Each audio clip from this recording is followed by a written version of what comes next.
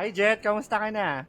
Hello, ito medyo busy sa work at sa business. Mhm. Oo nga eh. I saw a lot of posts online na napakadami nyo ng brand ship printings and kamusta? How did you start ba this business? Do you have a background of being an entrepreneur? How did it started? In terms of background, as in talagang zero ako nagsimula. As in wala akong idea sa business and then family background, walang mayroong business sa amin. So, I'm Mhm. start from scratch talaga. So, ayun, Mm. parang nagsumugal lang ako sa business ng small capital. Mhm. Tapos, ano yun, continuous roll ng income hanggang sa, hindi ko na malayan, biglang dumami na yung branches and then Nag-boom na, mga yeah. employee, nag-boom na. Mhm. What's your educational background ba? I'm software developer sa STI, Mhm. college degree ng BS IT. I see. Sa Pilipinas kasi pag sinabing software developer, meron ka bang specific na technology? Are you a front-end, back-end, or a full-stack developer? Nung nag-start ako, talagang full stack talaga dahil wala akong kasama. Mhm. Pero ngayon meron na akong team, is naka-full Mhm. na ako, back-end. So focus na lang ako sa I back-end. see. Pag sinabing back-end, Mm. ano siya, more on business logic, mga Mhm. process. Pag front-end naman, yun naman yung mga design, kung ano yung nakikita ng mga Mhm. user. Yeah, more on UX UI designs, yeah. Yes. And how about sa pagiging back-end mo? What is your focus technology? Python, PHP? As of now, naka PHP. Yung common, Mhm. lang. I see. So how did it went from being an IT into being the business owner, a CEO of printings?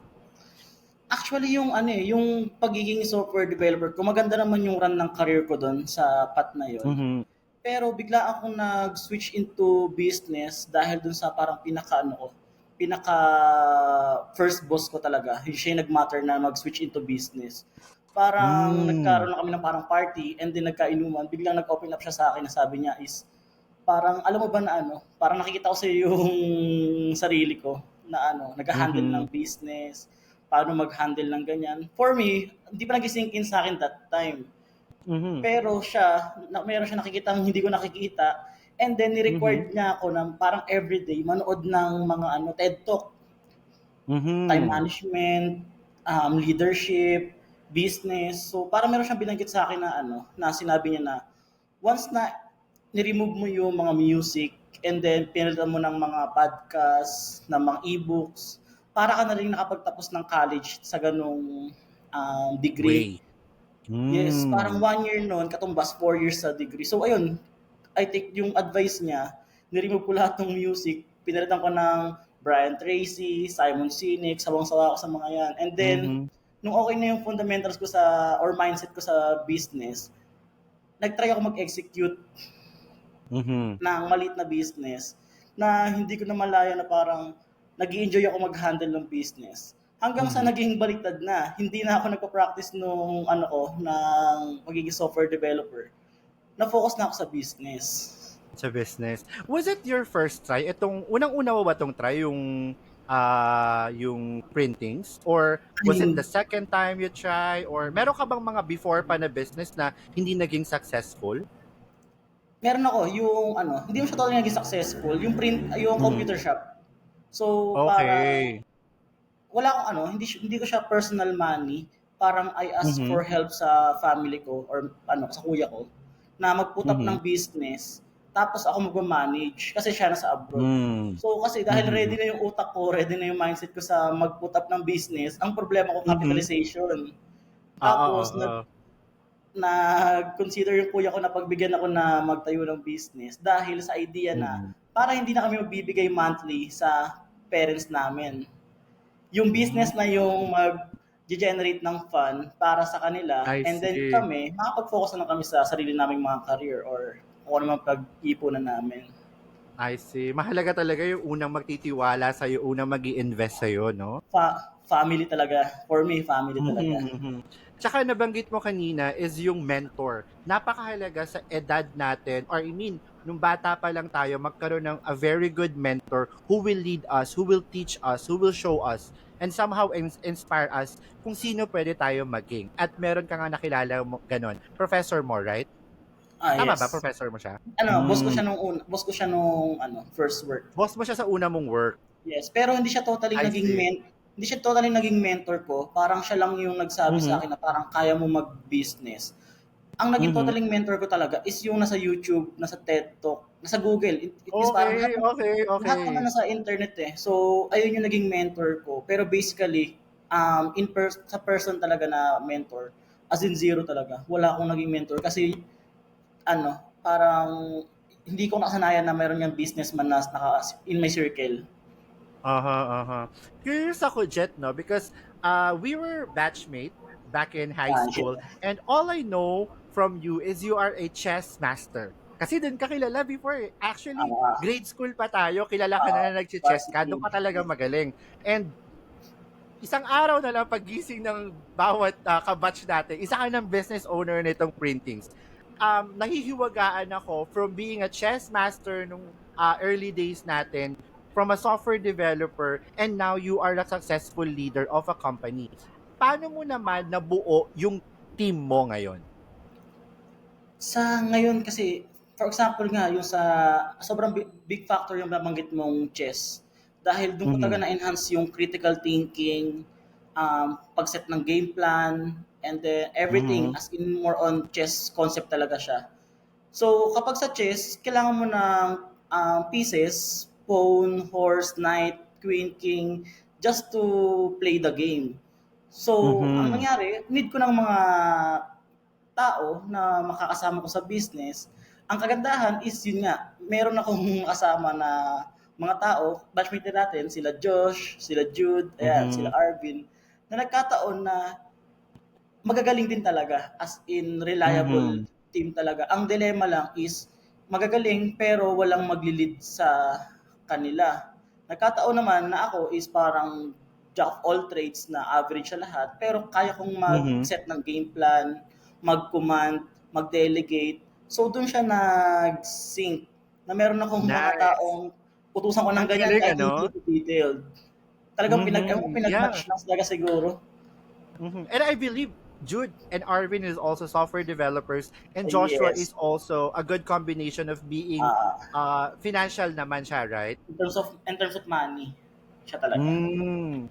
Nice. So overall, you are the CEO of the company. What are your challenges in the business right now? How many branch pala do you have right As now? of now, 10 yung branches. Meron pang Mm-hmm. upcoming na dalawa or tatlo. So Nice. marami na rin talaga. Congrats. Well. Aside from printings, marami pang ibang business, mga Mm-hmm. coffee shop, ganun. IT company, Mm-hmm. supplier ng mga machine, distributor ng mga machine, ganun. And then others, so ano Mm-hmm. pa naman, mga clients. So in terms of challenge, as in talagang sobrang dami. Pero Mm-hmm. kung parang pinakamabigat na challenge for me is yung pag-handle ng manpower. Dahil hindi na biro, iba-iba ugali, iba-iba attitude, iba-iba yung skill sets. So, kailangan mo Mm-hmm. mag-adjust sa kanila. Plus, Mm-hmm. kailangan yung time and effort na binibigay nila para mag-work sa akin, kailangan masuklian mo sila ng, ayan, mga salary, Mm-hmm. bonuses, mga out of town. So yun, kailangan lahat yun is ma-provide ko at the same time, kailangan yung business is maging profitable dahil kung hindi, talagang Mm-hmm. magko-collapse lahat.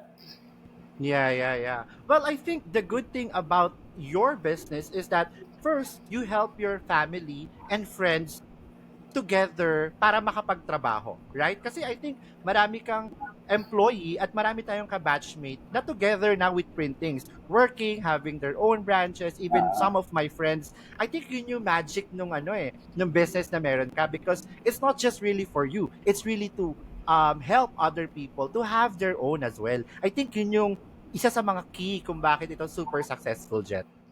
ang nakikita ko kasi common problem ng mga although to be specific sa mga batch natin or sa mga ka-age Mhm. natin, is hindi sila makapag-start ng business dahil meron silang pinaka number one obligation talaga.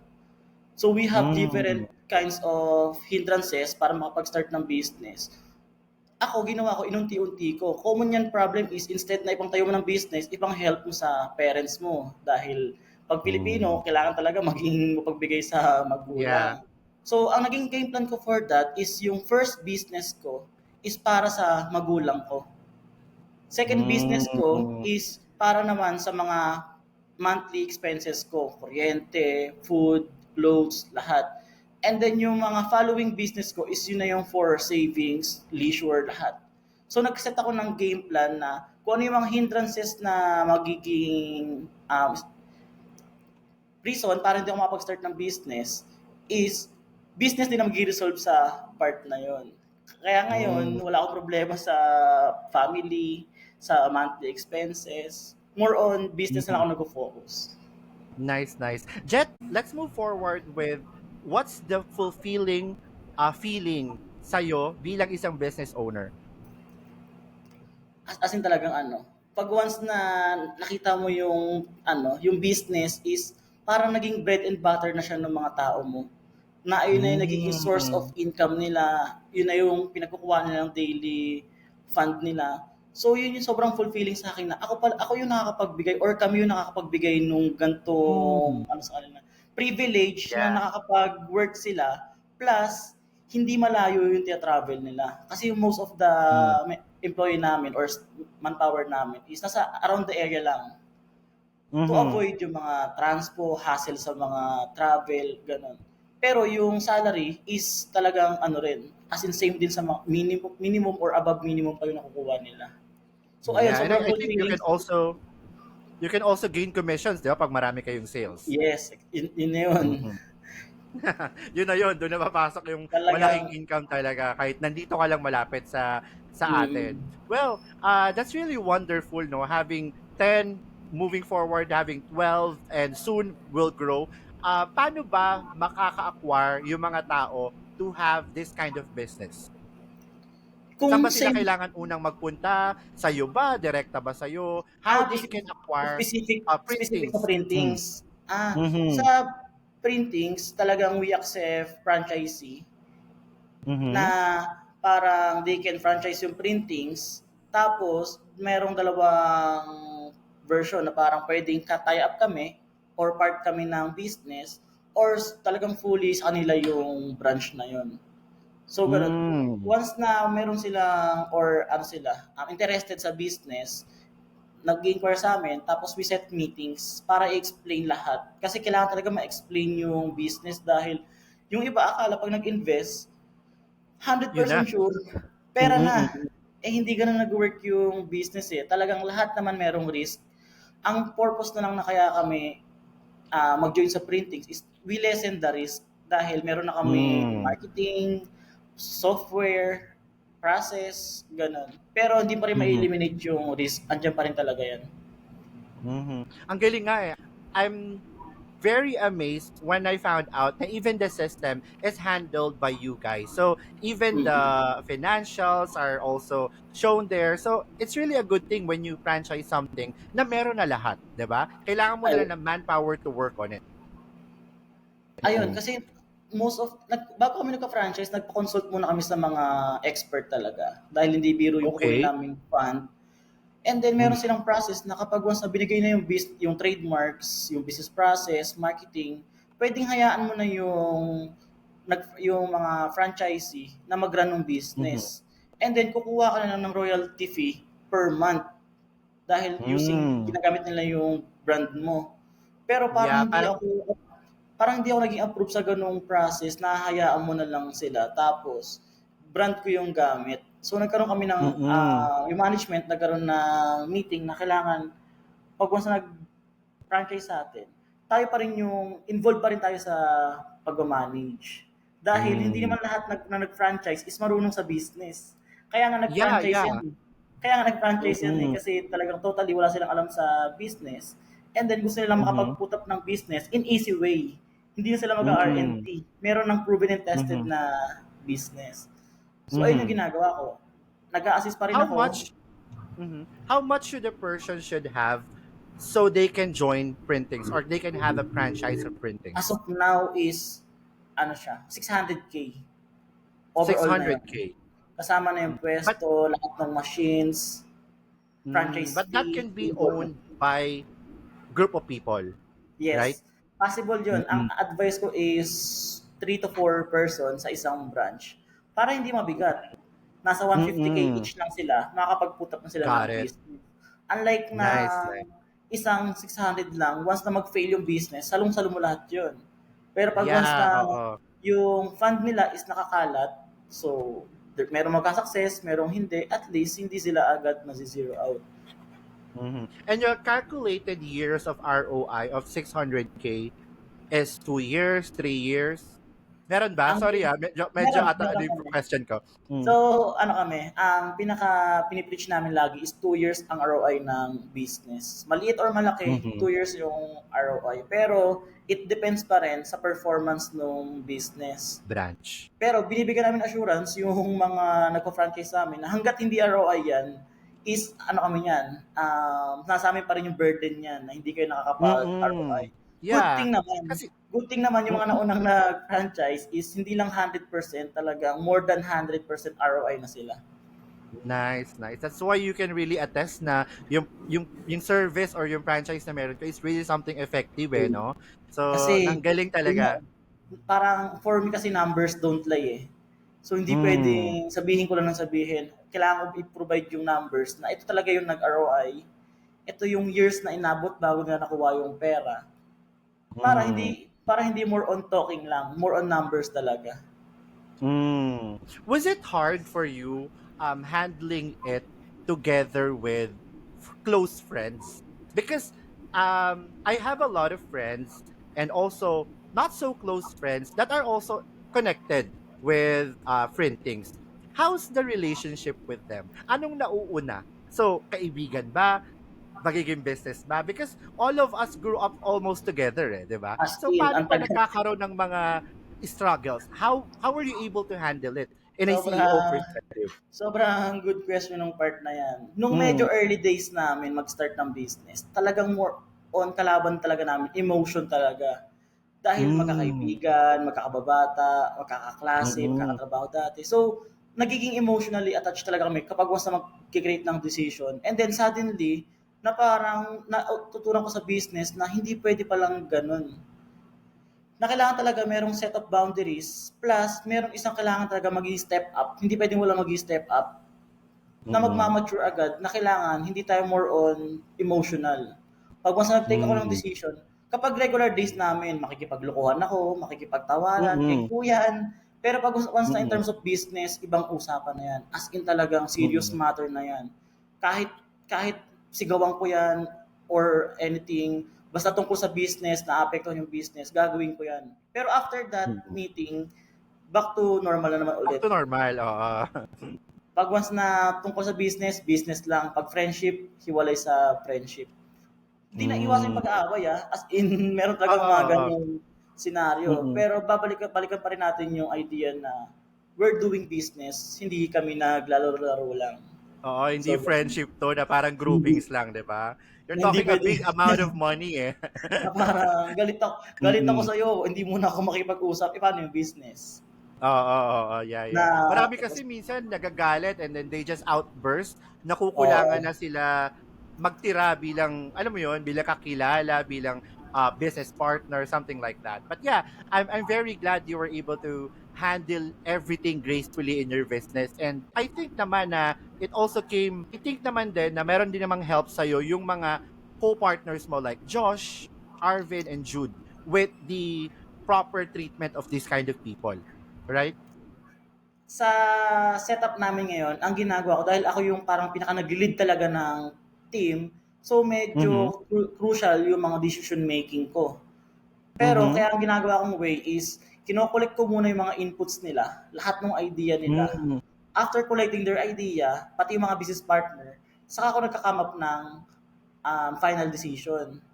And then sa aming Hmm. apat, parang ang rules ko talaga, Pag once na ako yung nag-desisyon and then mag-fail, ako rin mismo gagawa ng paraan. So inaako Mm. ko yung ganong-ganong level na aakuin ko yung responsibility dahil ako yung Mm. nagdesisyon niyan. So ganong Yeah, ano, as a CEO, meron ka talagang credibility na gano'n, eh, no? And accountable ka with every sa decisions that you will be sa making. panahon ngayon sobrang daling manisi, manuro, ikaw yung Mhm. mali. As in sobrang daling manuro, makatakas agad sa Mhm. problema.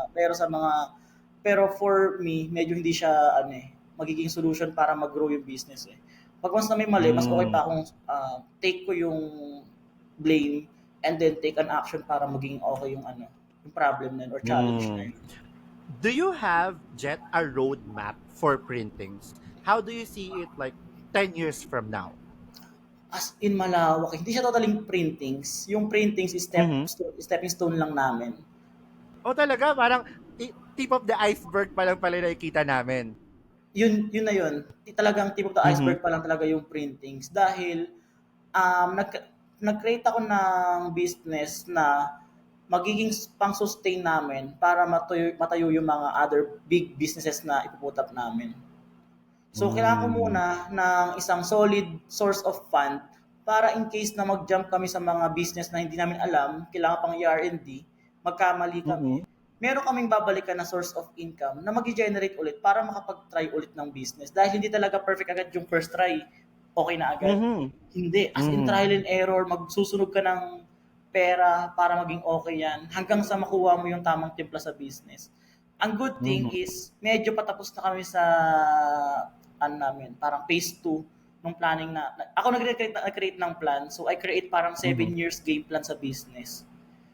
As of now, parang Mhm. 4 5 years na kami. After that, Mhm. jump na kami sa mga malakihang business. Mhm. So So seven ganun year year ka-detail. plan, you're already on your fourth year. So pinlan mo for 7 years, naka fourth year na kayo.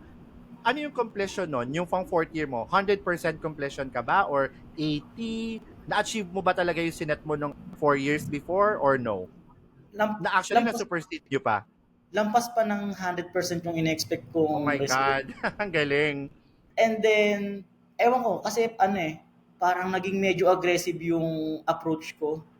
Kasi Mhm. ginawa ko siya lahat during pandemic. Kung kailan Mhm. nagsisarahan yung mga business. Kami Yeah, naman, yeah. ako nung put up ng business, medyo meron na ako confident part na i-push lahat ng mga risk na yon. Parang dahil meron kasi Mhm. akong solid team na mag-backup sa akin. So ako lang yung parang Mhm. risk taker na take tayo ng ganyan. Kasi alam ko, tiwala ko sa team na nabuo ko. Which Mhm. is, nag-take naman siya ng result.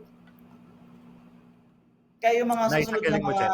plan namin is talagang 100% go all in roll.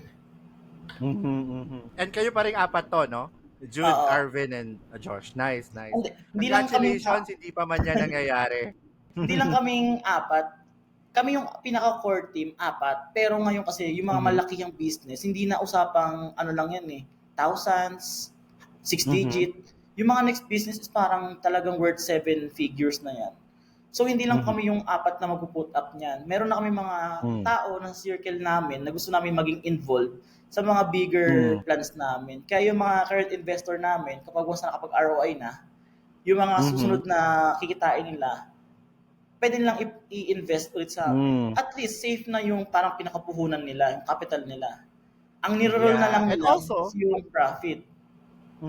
trusted na nila kayo because you've been with Yun. the business with how many years already? Mahirap Nice. gumawa ng circle eh. Kaya ako na mismo Mm. mahirap maghanap ng circle, kaya ako mismo gumagawa ng sarili kong circle. So I'm looking for right Mhm. person na maging involved sa business, kung sino yung tamang attitude. Ang pinaka tinitingnan ko talaga na 100% same ng vision or ng goal na hindi tayo for short term lang, for long Mhm. term goal talaga. Dahil nga Mhm. may mga nag-iinvest sa amin na parang ilang months lang, ilang years lang, gusto agad kunin yung fund, kunin yung pera, kumita na Mhm. ba, ganun. So okay lang din How do naman you yun handle? dahil Mhm. okay lang naman yun dahil ano nila yun karapatan nila yun eh.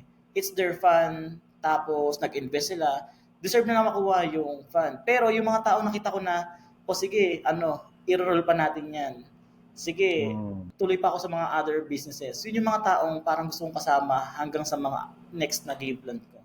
At Mhm. least Mhm. na-filter out ko kung sino yung mga next people na mag-join.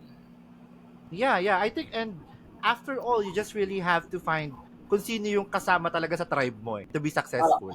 Ganun talaga yun. Napakaraming tao sa mundo. So, it's okay to lose many, but to gain a few na sobrang totoo, di ba? 100% agree. As in, Mhm, mhm. Ilan taon ka na nga ulit? I think magka-age tayo, right? 29.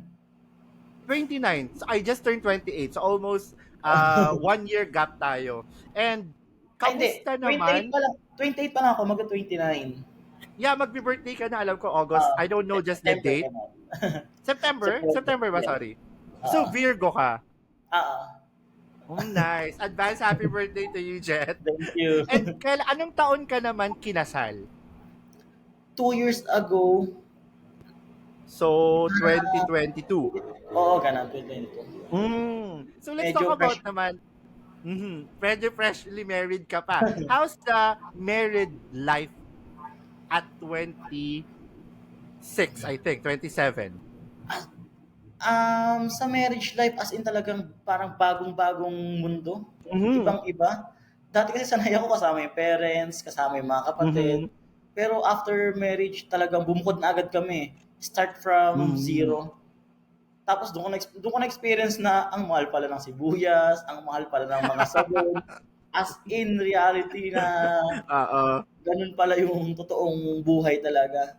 Kasi Mhm. parang after kong ikasali, ano pa ako hindi pa ako ganun ka-stable sa business tsaka sa work eh. So from zero Hmm. talaga as in. And also, di naman natin matatago yung asawa mo is also our batchmate, Ah, ah, Iris Peñamante. So, ah. how naman yung relationship ninyong dalawa? Because you were high school lovers and then turned Mm. into someone na nagkatuluyan at the end. Ayun, as in talagang medyo ano eh, medyo maganda yung story dahil high school pa lang Mhm. naging kami, tapos multiple breakups, nagkakabalikan, Mhm. break, balikan, as in ganun. Hanggang sa nauwi talaga sa kasalan. So Kasalan, oo. hindi kami na problema sa adjustment in terms of ugali, attitude, dahil medyo gamay na namin. So ang naging big Mm. adjustment talaga namin is yung paano kami magkasama ng maayos. At the same time, may mga Mhm. responsibility kami sa business at saka sa work. So yun yung naging Kasi medyo factor namin. I believe Iris also joined na rin full time Oo, the business, right? meron siyang work, gano'n naman sila Josh, sila Arvin, sila Iris, is meron silang kanya-kanyang business. Nung kaya ko na silang Mhm. kunin, pasahurin, kinolek ko sila isa-isa. Talagang isa-isa ko silang kinuha Mhm. sa business. So doon na siya nagkaroon ng magkasama kami sa work para medyo malesen yung miscommunication dahil sobrang busy talaga sa Mhm. work.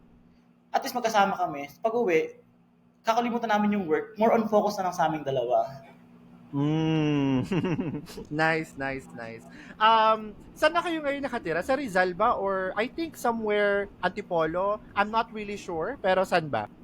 Santa Lucia lang, Santa Lucia High School, tabi. Diyan na rin, dito rin kayo? So, Dito rin kayo nag-settle? nirent namin yung parang building, buong second floor tsaka third floor. Tapos, kumuha lang ako ng isang unit para doon kami Mhm. naka-stay. Para anytime, kailanganin ako sa business, malapit lang. Mm. Pag kailangan ako sa work, kasi as of now, nagbi-business ako at saka meron pa rin kaming work. So, magkasabay Yeah. yun. So, Pero I believe meron kayong kinuwang lupa sa Rizal. Yun atay nabanggit ko eh. Tama ba? oo. Medyo, ayun, medyo nag-invest na kami sa property. Kumuha kami Mm. ng lupa sa Yeah. Rizal, ayan. Tsaka mga Mhm. condo units. Pero Mhm. ano pa lang siya, as early as now, kinuha ko siya, binayaran ko siya, as in paid na rin. Pero Mhm. papatayuan ko siya once na medyo nakaluwag-luwag na sa business. Mm. I see, I see. Nice, no? Ang ganda ng setup ninyo ngayon. Pag kailangan ka sa trabaho mo, malapit lang. Diyan lang pa. Sa Dito third, lang pala kayo nakatira. I yung, thought yung, malayo eh. yung trabaho ko sa third floor, yung business ko sa second floor. So, I accessible see. lahat. Ganun talaga. What's Time your is, struggle naman? What's your struggle naman as a husband right now na pinagsasabay yung bilang asawa at bilang CEO ng isang company? pinaka number one dyan is yung time talaga. Mhm. Dahil yung manpower namin, yung team namin is pagtapos mag-workout na yan eh. Pero kung ikaw yung Mm. nagli-lead ng team, kahit nakaupo ka lang, yung isipin mo, running pa din yan eh. Ang business 24/7 na under sa utak mo yan. Kahit Mhm. natutulog ako, napapanaginipan ko na yung business. Yung problema, as in talagang ganun talaga kalala yung business. Ang sabi Mm. nila, ayoko na mag-work kasi mahirap, mag-business lang ako. Pero yung pala yung business, times 2, times 3 ng hirap ng pag-work ng Mm. regular. Ang kaibahan lang, yung work ko is, yung struggle ko ngayon is yung future for me.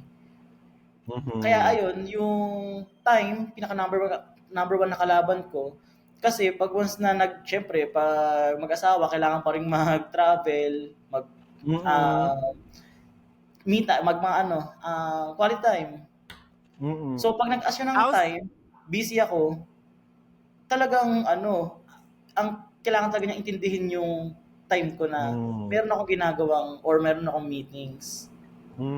kailangan ng una yung trabaho. How's Yun, Iris naman as a wife? I think siya yung parang pinaka-term ko, parang perfect talaga na partner sa akin. Mhm. Dahil ako is medyo into planning, into work, into business. Siya naman is Mhm. talagang full 100% good in terms of support. Mentally, Hmm. health, talagang lulutuan niya ako Mhm. na kailangan ko. Prepare niya yung Mhm, mhm. pang-meeting ko. As in lahat Mhm. ng mga small things na hindi ko na kayang gawin, siya yung nagpo-provide nun para makapag-focus ako dun sa mga big things na kailangan kong asikasuhin. Hmm. So, ganun siya Nice, nice. nag-work. I remember, Iris, the one good memory ko talaga sa kanya is yung kasal ni Glenmark sa Quezon. Naaalala mo ba yun? Yung nagmura siya kasi Oo, sobrang lamig yun dun yung sa lamig. tinutuluyan natin. Sabi niya, "Tang inang lamig," sabi niya gano'n. And talagang sobrang nagmarka sa'kin, tawang-tawa talaga ako. And whenever I remember Iris, that's the only memory I Mani, remember. Yung gano'n maniwala ka, nagmura maniwala, siya. maniwala ka sa o hindi, nag-i-exist pa rin yung phrase niya na yun kapag once na Talaga. biruan namin dito na puta lamig. Yun yung pinaka-term niya, puta lamig. Ganun, something like that. Yeah, yeah, yeah. Something naging running joke, naging iconic Naging eh, no? running joke namin dito yun. Mhm. Nice. Okay, Jen, thank you so much for sharing your married life naman dito sa podcast, sa Crossroads. Let's move forward with the paths that you were not able to take. Meron ka ba mga what ifs sa buhay mo na sana ganito yung ginawa ko, hindi ganito?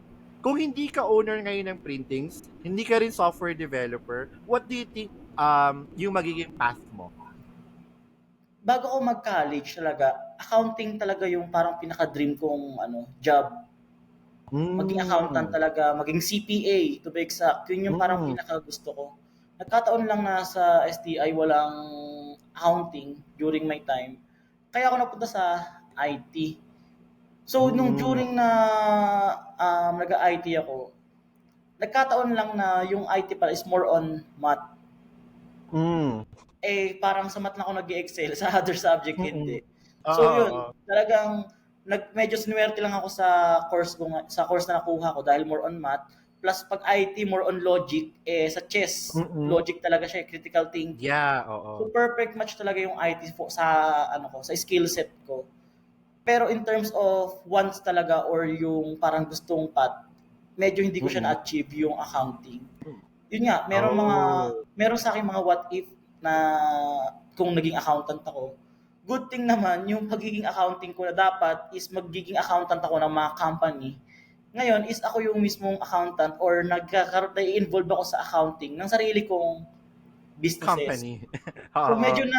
medyo na-achieve ko naman siya in a way na involved pa rin ako sa sarili ko. Ang binibilang kong fund or cash flow is yung sarili kong fund, hindi fund ng Yeah, company. iba. So, Mhm. gano'n.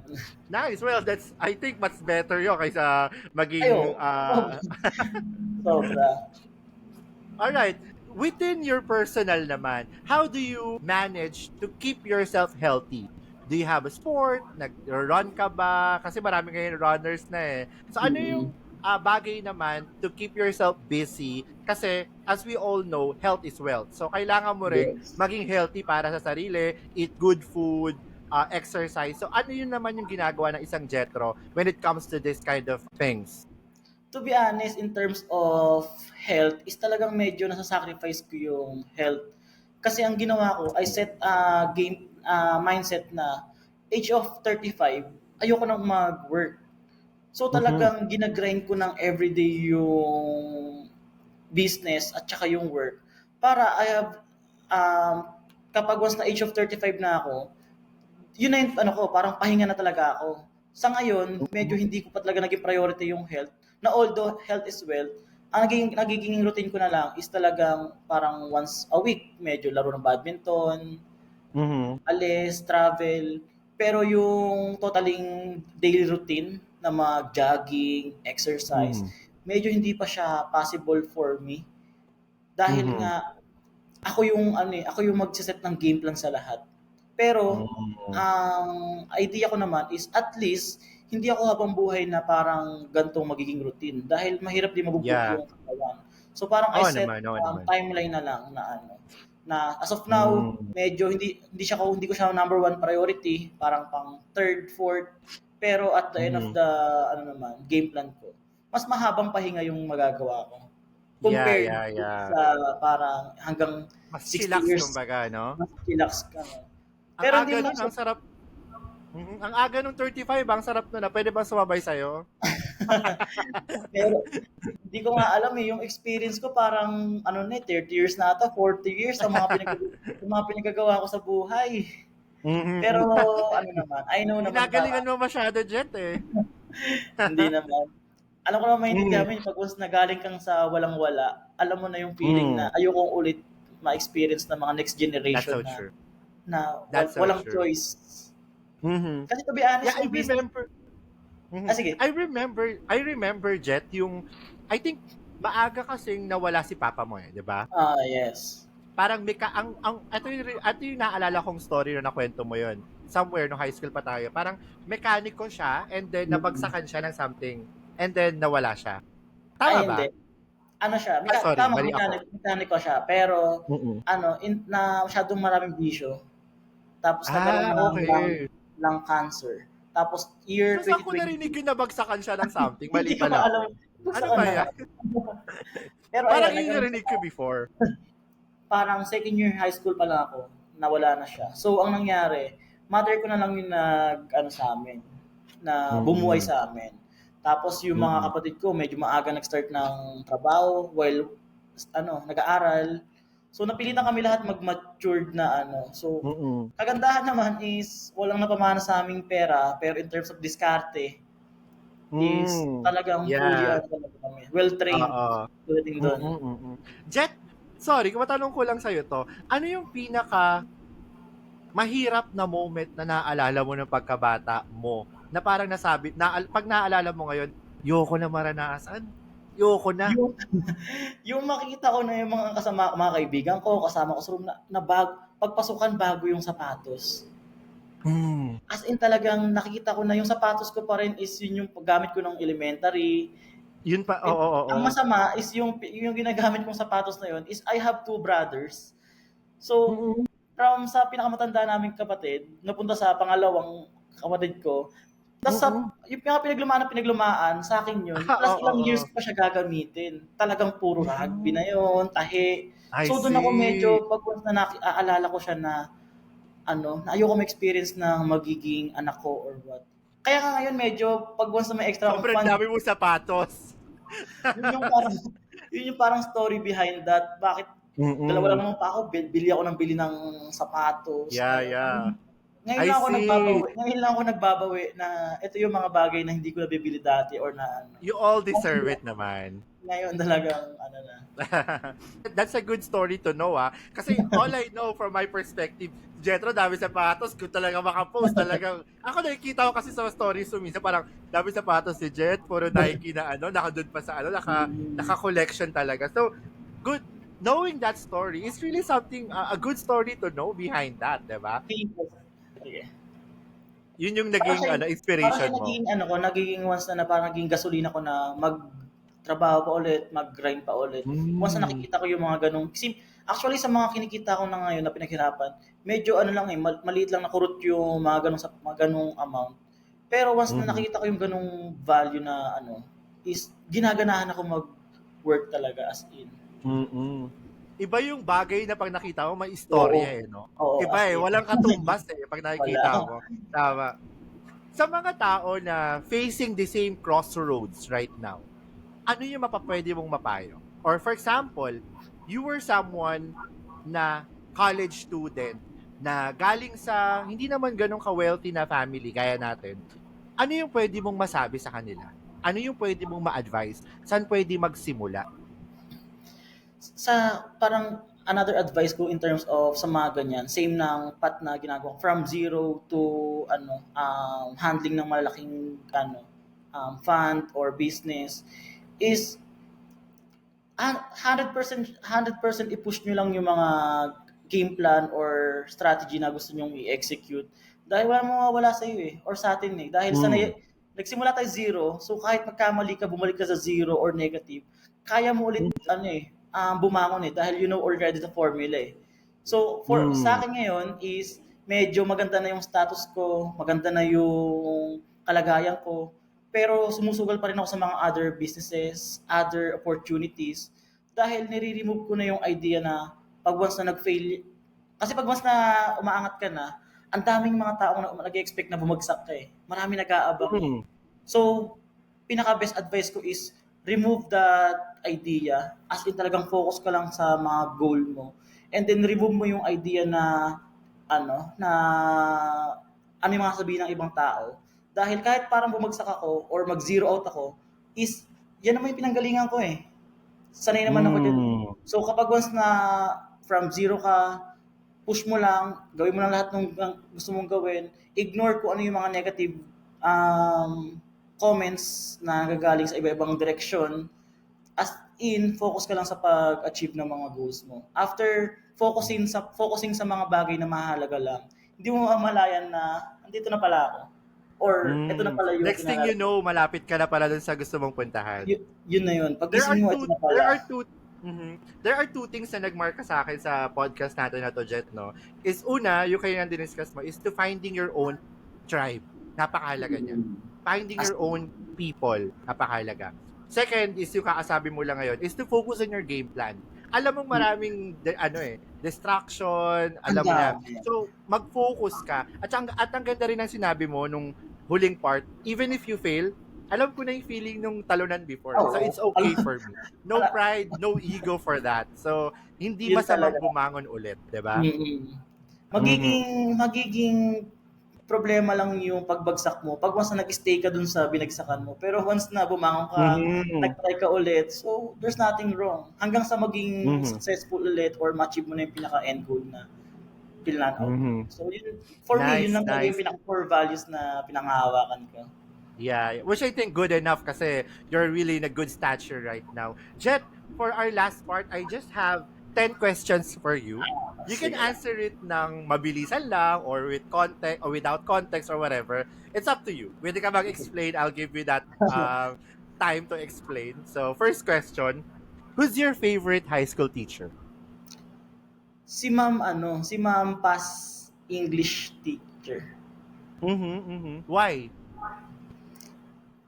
Ayun din, parang sa loob ng classroom, ang daming magagaling sa batch natin eh. Tapos ewan Mhm. ko, out of nowhere, na siya yung lumapit sa akin, kumausap na parang, you're something. Sabi niya, tuloy mo lang yung Mm. ginagawa mo. So, parang tumatak sa isip ko na, kahit pala parang hindi ako nagsashine sa ano na to, is may mga tao makakapansin pala ng ano yung work mo talaga. So, yun, si Mampas. Mm. Nice, Pampas. Yeah. Second, is graduating with a degree a must for you? Sa akin talaga is, yes talaga. Dahil Mm. kahit mag-try sa business, mag-fail ako, meron akong safety net na pupuntahan na pwede akong bumalik Mhm. sa ano, career. Pero pag once Mhm. na hindi Mhm. ka graduate, sobrang hirap sa Pinas na makipag-compete, maghanap Mm. ng Yeah. work. So, having a degree is a must kapag once na ano, lalo pag once na gusto mo mag-business. Dahil yun nga, Mm. may mga tao ring na nagbe-base, mga business partner or investor nagbe-base na kung ano yung pinag-aralan, Credentials yung mo. pag-i-invest na nila. Mm. Credentials. Mhm. Number three, business or marriage? Marriage Yes. kasi Yes. kaya ako nagbi-business para naman sa family ko eh. Sa magiging family ko, sa Nice. current family ko, sa magiging family ko. So pagpipiliin ako, business or marriage, marriage. Nice. Good answer. If you can still remember, what is your funniest high school memory?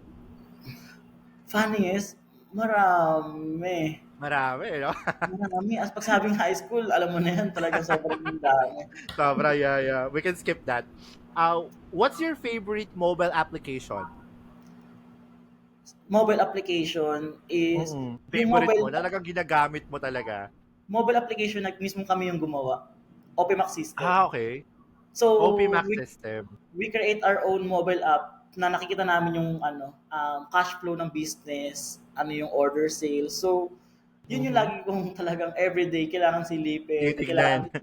plus kailangan kong i-improve dahil yun yung Mm. nag-iisang application na para sa sarili namin or para sa business.